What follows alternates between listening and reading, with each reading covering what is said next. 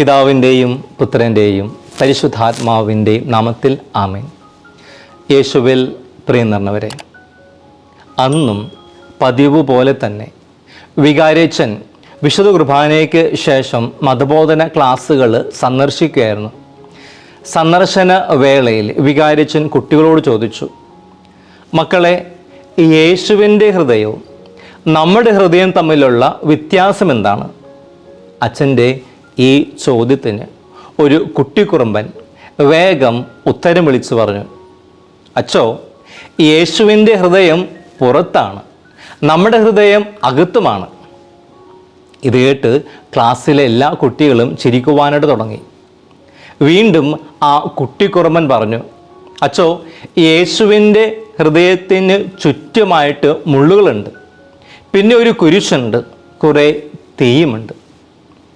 യേശുവിൻ്റെ ഹൃദയം മുഴുവനും സ്നേഹമാണച്ചോ. ഇത് കേട്ടപ്പോൾ വികാരിയച്ഛന് വളരെ സന്തോഷമായി. അവന് ഒരു കൊച്ചു സമ്മാനം നൽകി അവനെ അനുമോദിച്ചുകൊണ്ട് അച്ഛൻ പറഞ്ഞു, ഇവൻ പറഞ്ഞത് വളരെ ശരിയാണ്. യേശുവിൻ്റെ ഹൃദയം മുഴുവൻ സ്നേഹമാണ്. ആ ഹൃദയത്തിന് നമ്മൾ വിളിക്കുന്ന പേരാണ് തിരുഹൃദയം. അവിടുത്തെ തിരുഹൃദയം പോലെ ഈ ലോകത്ത് മറ്റു ഒന്നുമില്ല, മറ്റൊരു ഹൃദയമില്ല. അതിനാൽ തന്നെയാണ് പുരാതന ചിത്രകാരന്മാർ തിരുഹൃദയത്തെ ഇപ്രകാരം ചിത്രീകരിച്ചിരിക്കുന്നത്. പ്രിയപ്പെട്ടവരെ, തിരുസഭ ഇന്ന് തിരുഹൃദയ തിരുനാൾ സാഘോഷം കൊണ്ടാടുകയാണ്. യേശുവിൻ്റെ തിരുഹൃദയവുമായിട്ട് ബന്ധപ്പെട്ട് 5 കാര്യങ്ങളാണ് നിങ്ങളുമായിട്ട് പങ്കുവയ്ക്കുവാനായിട്ട് ഞാൻ ആഗ്രഹിക്കുന്നത്. യേശുവിൻ്റെ തിരുഹൃദയത്തിലെ 5 സവിശേഷതകൾ. അതിൽ ഒന്നാമത്തത്, യേശുവിൻ്റെ തിരുഹൃദയം എല്ലാവരെയും ഉൾക്കൊള്ളുന്ന ഒരു ഹൃദയമാണ്. എല്ലാവരെയും ഒരേപോലെ സ്വീകരിക്കുന്ന ഒരു ഹൃദയം. അവിടെ എല്ലാവർക്കും സ്ഥാനമുണ്ട്, എല്ലാവർക്കും സ്ഥലമുണ്ട്. എക്സ്ക്ലൂസീവ് അല്ല, ഇൻക്ലൂസീവാണ് യേശുവിൻ്റെ തിരുഹൃദയം. അവിടെ പാപിയെന്നോ നീതിമാനെന്നോ വ്യത്യാസമില്ല, ആരെയും മാറ്റി നിർത്തിയിട്ടില്ല. കുഷ്ഠരോഗികളെ സമൂഹം ഭ്രഷ്ട കൽപ്പിച്ച് മാറ്റി നിർത്തിയപ്പോൾ അവിടുന്ന് എല്ലാവരോടും കരുണ കാണിച്ചു, ചേർത്ത് പിടിച്ചു. അവിടെ വർണ്ണ വിവേചനമില്ല, ജാതി വിവേചനമില്ല. എല്ലാവരെയും ഒരേപോലെ ഉൾക്കൊള്ളുവാൻ സാധിക്കുന്ന ഒരു ഹൃദയമാണ് യേശുവിൻ്റെ ഹൃദയം. അതുകൊണ്ട് തന്നെയാണ് തിരുഹൃദയം എന്ന് വിളിക്കുവാനുള്ള കാര്യം.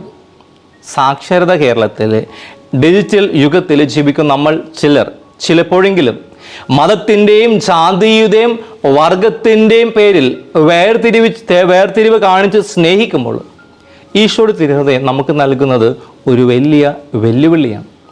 ആരെയും മതത്തിൻ്റെയോ ജാതിയുടെയോ വർഗത്തിൻ്റെയോ പേരിൽ മാറ്റി നിർത്താതെ, ഒറ്റപ്പെടുത്താതെ എല്ലാവരെയും സമൂഹത്തിൻ്റെ മുഖ്യധാരയിലേക്ക് കൈപിടിച്ചുയർത്തുവാൻ, ചേർത്ത് പിടിക്കുവാൻ, എല്ലാവരെയും ഈശോ സ്നേഹിച്ചതുപോലെ സ്നേഹിക്കുവാൻ ഈ തിരുനാൾ നമ്മെ ആഹ്വാനം ചെയ്യുന്നു. അതിൻ്റെ അടയാളമാണ് ഈശോയുടെ തിരുഹൃദയത്തിലെ തീനാളം. എല്ലാവരെയും ഉൾക്കൊള്ളുവാനും സ്നേഹിക്കുവാനും സ്വീകരിക്കുവാനും സാധിക്കുന്ന ഹൃദയത്തിലെ തീനാളം.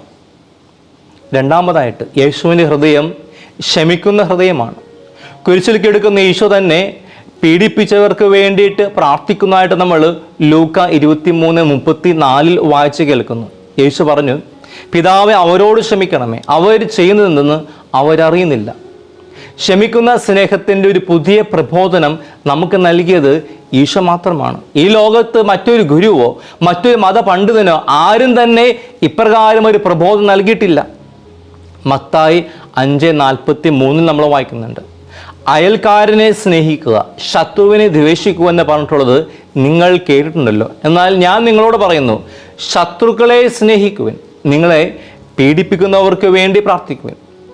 അങ്ങനെ ശത്രുക്കളെ പോലും സ്നേഹിക്കുവാൻ, പീഡിപ്പിക്കുന്നവർക്ക് വേണ്ടി പോലും പ്രാർത്ഥിക്കുവാൻ ആവശ്യപ്പെടുന്ന ക്ഷമിക്കുന്ന സ്നേഹത്തിൻ്റെ ഒരു പ്രബോധനം നൽകിയത് ഈശോ മാത്രമാണ്. ഇന്നും ക്രിസ്ത്യതയുടെ വ്യത്യസ്തതയായിട്ട് ഇത് നിലകൊള്ളുന്നു.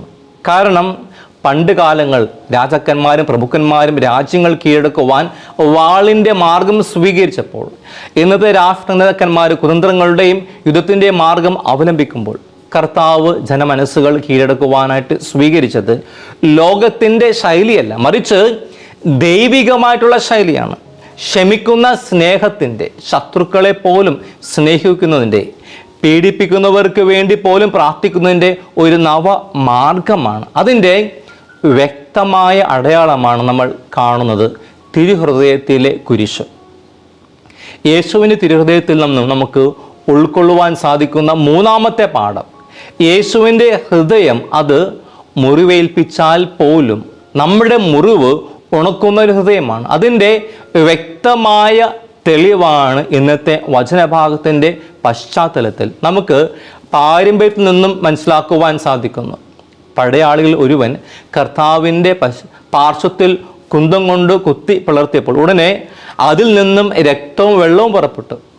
കുന്തം കൊണ്ട് കുത്തി പിളർത്തിയ ലോക്കിനോസ് എന്ന ഒറ്റക്കണ്ണനായ പടയാളിയുടെ കണ്ണിലേക്ക് ഒഴുകിയ രക്തവും വെള്ളവും അവന് സൗഖ്യം ഉള്ളവനാക്കി. മുറിപ്പെടുത്തിയാൽ പോലും നമ്മുടെ മുറിവുകൾ ഉണക്കുന്നവനാണ് നമ്മുടെ കർത്താവെന്ന് ഇതിൽ നിന്ന് മനസ്സിലാക്കുവാനായിട്ട് സാധിക്കും. മുറിവേൽപ്പിച്ചാൽ പോലും അവിടുത്തെ ഹൃദയം ആ മുറിവുകളെ ഉണക്കും. മുറിവേൽപ്പിക്കുന്നവൻ്റെ മുറിവുകളെ പോലും ഉണക്കുന്ന ഹൃദയമാണ് തിരുഹൃദയം. അതിൻ്റെ അടയാളമാണ് അവിടുത്തെ തിരുഹൃദയത്തിൽ നിന്നും ഒഴുകിയിറങ്ങുന്ന തിരുരക്തം. മറ്റുള്ളവരെ മുറിവേൽപ്പിക്കുവാൻ, പ്രത്യേകിച്ച് മാനസികമായി മുറിവേൽപ്പിക്കുവാൻ പലപ്പോഴും നമുക്ക് ഒരു ഹരമാണ്.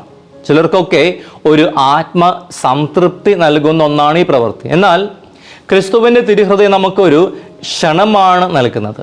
ആരെയും മുറിപ്പെടുത്താതിരിക്കുവാൻ നമ്മുടെ വാക്കുകൾ കൊണ്ടും നമ്മുടെ പ്രവൃത്തികൾ കൊണ്ടും എല്ലാവരോടും ഹൃദ്യമായി പെരുമാറുവാനൊക്കെയായിട്ട്. യേശുവിൻ്റെ തിരുഹൃദയത്തിൻ്റെ നാലാമത്തെ സവിശേഷത, നഷ്ടപ്പെട്ടവൻ്റെ പിന്നാലെ അന്വേഷിച്ച് പോകുന്ന സ്നേഹസമ്പന്നമായിട്ടുള്ള ഒരു ഹൃദയമാണ് തിരുഹൃദയം. ലൂക്ക 15:4-5 നമ്മൾ കാണുന്നുണ്ട്, വചനം നമ്മൾ കാണുകയാണ്. നിങ്ങളിൽ ആരാണ് തനിക്ക് 100 ആടുകൾ ഉണ്ടായിരിക്കുക, അതിൽ ഒന്ന് നഷ്ടപ്പെട്ടാൽ 99 മരുഭൂമിയിൽ വിട്ടിട്ട് നഷ്ടപ്പെട്ടതിനെ കണ്ടുകിട്ടിയോളം തേടിപ്പോകാത്തത്? കണ്ടുകിട്ടുമ്പോൾ സന്തോഷിച്ചതിനെ തോളിലേറ്റുന്നു. നഷ്ടപ്പെട്ട കുഞ്ഞാടിനെ തേടിപ്പോകുന്ന ഈ ഉപമ, ഈ ഒരു കാര്യമാണ് നമ്മളെ ഓർമ്മപ്പെടുത്തുന്നത്. നഷ്ടപ്പെട്ടതിനെയും ചേർത്ത് പിടിക്കുന്ന വിശാലമായ ഒരു ഹൃദയമാണ് അവിടുത്തെ തിരുഹൃദയമെന്ന് നമ്മളെ ഓർമ്മപ്പെടുത്തുന്നു. അതിനാൽ തന്നെയാണ് കാൽവരി നമുക്ക് വേണ്ടി ഘോരമായ പീഡകൾ സഹിച്ചുകൊണ്ട് കുരിശിൽ കിടക്കുന്ന വേള അവിടുന്ന് നല്ല കള്ളനെയും ചേർത്ത് പിടിക്കുന്നത്. നല്ല കള്ളന് പറുദീസ വാഗ്ദാനം ചെയ്യുവാനുള്ള കാരണം അതാണ്. ലൂക്ക 23:42 നമ്മൾ വായിക്കുന്നുണ്ട്. അവൻ തുടർന്നു, യേശുവേ, നീ നിന്റെ രാജ്യത്ത് പ്രവേശിക്കുമ്പോൾ എന്നെയും ഓർക്കണമേ. യേശു അവനോട് അരുളി ചെയ്തു, സത്യമായി ഞാൻ നിന്നോട് പറയുന്നു, നീ ഇന്ന് എന്നോടുകൂടെ പറുദീസയിലായിരിക്കും. അതിൻ്റെ ഒരു അടയാളമാണ് തിരുഹൃദയത്തിൻ്റെ ചുറ്റും കാണുവാൻ സാധിക്കുന്ന മുള്ളുകൾ. ഉൽപ്പത്തി 23:13 നമ്മൾ വായിക്കുന്നത്, അബ്രഹാം തൻ്റെ ഏക മകൻ ഇസഹാക്കിനെ ബലിയർപ്പിക്കുവാൻ മോറിയ മലയിലേക്ക് പോകുന്നു. എന്നാൽ പിന്നീട് ദേവദൂതൻ്റെ അരുൾപ്പാടനുസരിച്ച് അതിൽ നിന്നും പിന്മാറുന്നു. പിന്നീട് നമ്മൾ കാണുകയാണ് മുൾച്ചെടികളിൽ കൊമ്പ് ഉടക്കി കിടക്കുന്ന ഒരു മുട്ടനാടിനെ മകന് പകരം ദഹന ബലി അർപ്പിക്കുന്നതായിട്ട്. മുൾച്ചെടികളിലെ കൊമ്പൊടുക്കി കിടക്കുന്ന ഈ കുഞ്ഞാട് യേശുവാകുന്ന കുഞ്ഞാടാണ്. അവിടുത്തെ കാൽവരി ബലിയിലെ ഒരു മുൻ നിഴലാണത്. അതിൻ്റെ ഒരു ഓർമ്മപ്പെടുത്തലാണ് തിരുഹൃദയത്തിൻ്റെ ചുറ്റും നമുക്ക് കാണാൻ സാധിക്കുന്ന മുള്ളുകൾ. ഒപ്പം നഷ്ടപ്പെട്ടവന് പിന്നാലെ അന്വേഷിച്ചു പോകുന്ന സ്നേഹസമ്പന്നമായ ഒരു ഹൃദയമാണ് അവിടുത്തെ തിരുഹൃദയം എന്നുകൂടി നമ്മെ അനുസ്മരിപ്പിക്കുന്നു. അവിടുത്തെ ഹൃദയത്തിൻ്റെ 5ാമത്തെ സവിശേഷത, നിസ്വാർത്ഥമായ സ്നേഹത്തിൻ്റെ, വ്യവസ്ഥകളില്ലാത്ത സ്നേഹത്തിൻ്റെ ഒരു ഹൃദയമാണ് എന്നുള്ളതാണ്. വ്യവസ്ഥകളും ഒന്നുമില്ലാത്തതുകൊണ്ട് തന്നെയാണ് അപ്രകാരം അവിടുന്ന് തൻ്റെ ശിഷ്യന്മാരെ തിരഞ്ഞെടുത്തത്. തൻ്റെ കൂടെ ആയിരിക്കുവാൻ അവിടുന്ന് ഇഷ്ടമുള്ളവർ തിരഞ്ഞെടുത്തു. അവിടെ പ്രത്യേകിച്ച് ഒരു മാനദണ്ഡവും ഈശോ പുലർത്തിയില്ല. ഇന്നത്തെ പോലെ ജോലിക്ക് യോഗ്യത, ഇൻ്റർവ്യൂ, എക്സ്പീരിയൻസ് ഇതൊന്നും ഈശോയ്ക്ക് ഉണ്ടായിരുന്നില്ല. ഒരു വ്യവസ്ഥയുമില്ല, അന്നുമില്ല, ഇന്നുമില്ല. കാരണം അവിടുത്തെ തിരുഹൃദയം വ്യവസ്ഥകളില്ലാത്ത ഒരു ഹൃദയമാണ്. ഇന്ന് പലപ്പോഴും സ്നേഹബന്ധങ്ങൾ പോലും ടേംസ് ആൻഡ് കണ്ടീഷൻസ് കാണുവാൻ സാധിക്കും. എന്നാൽ ഈശോയ്ക്ക് അങ്ങനെ ടേംസ് ആൻഡ് കണ്ടീഷൻസ് ഒന്നും തന്നെയില്ല. അതിൻ്റെ സൂചനയാണ് അവിടുത്തെ ഹൃദയത്തിലെ മുറിവുകൾ. നമുക്ക് വേണ്ടി മുറിവേറ്റവൻ, വ്യവസ്ഥയില്ലാതെ നമ്മെ സ്നേഹിക്കുന്നു എന്നതിൻ്റെ അടയാളമാണത്. പ്രിയപ്പെട്ടവരെ, കർത്താവിൻ്റെ തിരുഹൃദയ തിരുനാൾ സാഘോഷം കൊണ്ടാടുമ്പോൾ അവിടുത്തെ ഹൃദയത്തെ പോലെ നമ്മുടെ ഹൃദയത്തെ മാറ്റി തീർക്കുവാൻ പരിശ്രമിക്കാം. ആരെയും മതത്തിൻ്റെയോ ജാതിയുടെയോ വർഗത്തിൻ്റെയോ പേരിൽ മാറ്റി നിർത്താതെ, ഒറ്റപ്പെടുത്താതെ എല്ലാവരെയും സമൂഹത്തിൻ്റെ മുഖ്യധാരയിലേക്ക് കൈപിടിച്ചുയർത്തുവാൻ, ചേർത്ത് പിടിക്കുവാൻ, എല്ലാവരെയും ഈശോ സ്നേഹിച്ചതുപോലെ സ്നേഹിക്കുവാൻ, ക്ഷമിക്കുന്ന സ്നേഹത്തിൻ്റെ ഒരു പുതിയ ശൈലി ക്രമീകരിക്കുവാൻ, നമ്മുടെ വാക്കുകൾ കൊണ്ടും പ്രവൃത്തികൾ കൊണ്ടും ആരെയും മുറിപ്പെടുത്താതിരിക്കുവാൻ, ടേംസ് ആൻഡ് കണ്ടീഷൻസ് ഒന്നും തന്നെ ഇല്ലാതെ, വ്യവസ്ഥകളില്ലാതെ എല്ലാവരെയും സ്നേഹിക്കുവാൻ തിരുഹൃദയം നമ്മെ അനുഗ്രഹിക്കട്ടെ.